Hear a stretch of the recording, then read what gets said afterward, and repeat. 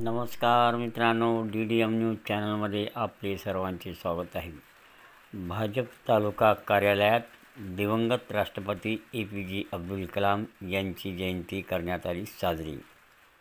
अहमदपूर येथील थोरगा रोड येथे असलेल्या भाजपच्या तालुका कार्यालयात आज दिवंगत राष्ट्रपती APJ अब्दुल कलाम यांची जयंती साजरी करण्यात आली.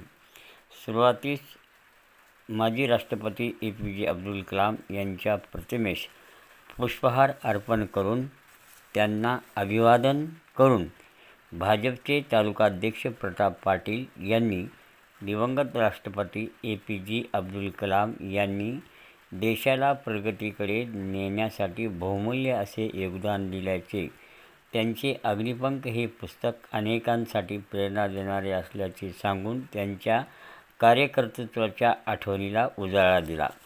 यावेळी तालुकाध्यक्ष प्रताप पाटील, माजी उपसभापती बालाजी गुट्टे, अल्पसंख्याक तालुका अध्यक्ष शेख मन्नान, OBC मोर्चा सरचिटणीस रविशंकर स्वामी, बबलू पठाण, किसान मोर्चा तालुका अध्यक्ष बालाजी जाधव, कोटलवार, सरफराज आदी मान्यवर उपस्थित होते.